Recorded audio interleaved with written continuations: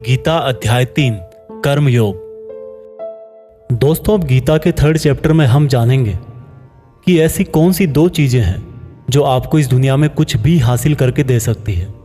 इसमें यह भी जानेंगे कि हम क्या हैं और हमारे अपने मन को अपने काबू में करके अपनी सभी गंदी आदतें कैसे छोड़ें और अपनी मनचाही मंजिल कैसे प्राप्त करें। अर्जुन बोले, हे कृष्ण, आपकी बातें सुन के ऐसा लग रहा है कि जैसे ज्ञान कर्म से ज़्यादा सही है, लेकिन आप तो मुझे सन्यासी बनने की जगह युद्ध करने के लिए बोल रहे हो। तो आप ये बताइए कि मैं ज्ञान का रास्ता अपनाकर सन्यासी बनूं या कर्म का रास्ता अपनाकर युद्ध लड़ूं। सुनकर कृष्ण बोले, इस संसार में मैंने खुद ने ही 2 तरह के योग बनाए हैं। योग मतलब ऐसा रास्ता जिससे हम अपना जीवन सफल बनाते हैं। उनमें से एक है ज्ञान योग और दूसरा है कर्म योग। और अर्जुन, तुम एक मनुष्य हो, तुम चाह करके भी अपने शरीर के कर्मों को पूरी तरह से नहीं छोड़ सकते। उदाहरण के लिए, तुम्हें हर पल सांस तो लेना ही पड़ेगा। अगर पेट है तो खाना तो पड़ेगा ही।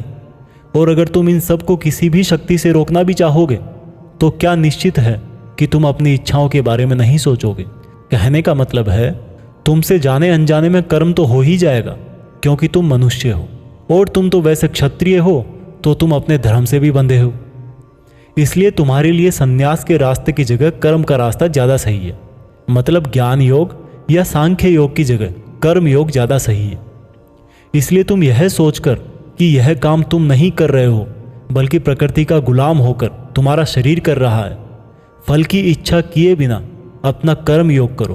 क्योंकि अगर तुम अपने आप को खुद के कर्म का कर्ता यानी करने वाला नहीं मानोगे तो मैं तुम्हारा कर्ता बनूंगा। और जब मैं तुम्हारा कर्ता बनूंगा तो तुम्हें बिना मांगे ही वो सब सुविधाएं, सुख और राज्य दे दूंगा जिसकी तुम्हें ज़रूरत होगी। बिना मेहनत किए ही सुख सुविधाओं और राज्य का भोग किया तो तुम एक चोर कहलाओगे और तुम कभी परमात्मा यानी कि मुझसे नहीं मिल पाओगे। जिस तरह से महान लोग खाने के लिए नहीं बल्कि जीने के लिए खाते हैं, उसी तरह से तुम भी परिणाम के लिए नहीं बल्कि कल्याण के लिए युद्ध करो। हे अर्जुन, तुम मनुष्यों में सबसे बड़े हो, इसलिए जैसा तुम करोगे ठीक वैसा ही तुम्हारी संतान या आने वाली दुनिया करेगी। अर्जुन, अब तुम मुझको ही देख ले, मैं तो भगवान हूँ। मुझे भला किसी काम को करने की जरूरत क्या है? पर मैं इसलिए अपना कर्म करता हूँ क्योंकि मनुष्य की आत्मा मेरा ही छोटा सा अंश है, और जैसा मैं करूँगा वैसा ही फिर मनुष्य करेगा। और इस तरह से तो पूरी सृष्टि ही नष्ट हो जाएगी। कोई अगर तुम्हारा साथ भी ना दे या तुम्हारी आलोचना भी करे तो तुम उनको बिना कुछ कहे सिर्फ अपना कर्म करते जाओ। और ऐसा करने पर वह मनुष्य भी कुछ समय बाद तुम्हारे जैसा ही करने लग जाएगा। जो व्यक्ति यह सोचता है कि वह कर्म खुद करता है, उससे बड़ा मूर्ख और दुखी इस दुनिया में और कोई नहीं है। और ज्ञानी लोगों के द्वारा ऐसे मूर्खों को कभी नहीं छेड़ा जाना चाहिए। इसलिए अर्जुन, तू भी अपने आप को इस कर्म के बंधन में ना बांधकर बिना किसी आशा के, दया के और पछतावे के अपना युद्ध कर। अर्जुन, खुद का धर्म और कर्म दूसरों के धर्म और कर्म से ज़्यादा अच्छा समझा जाना चाहिए, भले ही हमारे खुद के धर्म में और कर्म के पालन करने में कोई कमी रह जाए।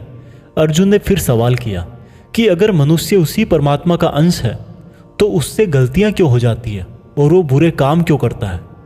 भगवान श्री कृष्ण बोले कि मनुष्य शरीर भोग विलास करना चाहता है क्योंकि उसकी प्रकृति वैसी ही है। इसलिए अगर उसकी इच्छा पूरी नहीं होती तो उसको क्रोध आता है।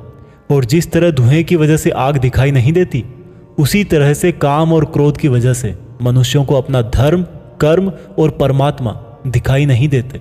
और इसी वजह से क्रोध और कामनाओं में आकर मनुष्य अपनी इंद्रियों और मन पर नियंत्रण खो देता है और ना चाहते हुए भी बुरे काम और गलतियां कर बैठता है।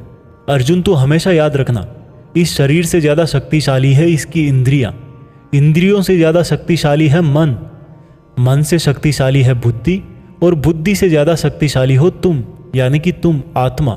इसलिए अर्जुन, तू अपनी आत्मा से अपनी बुद्धि को वश में कर। बुद्धि मन को वश में करेगी, मन इंद्रियों को वश में करेगा, और इंद्रियां शरीर को यानी कि तुम्हारे बुरे कर्मों को। दोस्तों, अब श्री कृष्ण की कही गई बातों को हम आज की लाइफ के हिसाब से समझते हैं। देखो, इस दुनिया में रिजल्ट 2 ही चीज़ों से आते हैं, ज्ञान और कर्म, मीन्स नॉलेज और एक्शन। लेकिन दोनों अलग अलग हैं। आज की दुनिया में हम दोनों चीज़ों को आपस में रिलेट करके देखेंगे। हमारे लिए नॉलेज भी उतना ही ज़रूरी है जितना एक्शन। नॉलेज का मतलब यह नहीं है कि आप सिर्फ एग्जाम पास करने के लिए सिलेबस को रटते हो, बल्कि नॉलेज का मतलब यह है कि आप सबसे पहले ये जानो कि आपके गोल्स क्या हैं, आपकी कैपेबिलिटीज़ और आपके इश्यूज़ क्या क्या हैं, और इन सब को मिलाकर गोल्स तक पहुंचने की आपकी प्लानिंग क्या है।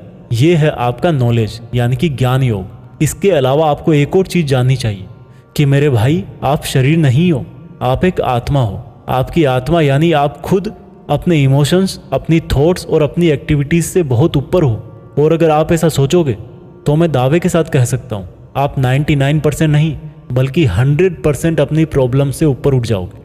इसके बाद इस चैप्टर में दूसरा रास्ता बताया गया है कर्म योग, यानी कि आपके शरीर के एक्शंस के लिए भगवान ने ये बोला है कि हमें कभी यह नहीं सोचना चाहिए कि काम हम कर रहे हैं, और जब हम ये सोचेंगे कि काम नहीं कर रहे तब इसके दो फायदे होंगे।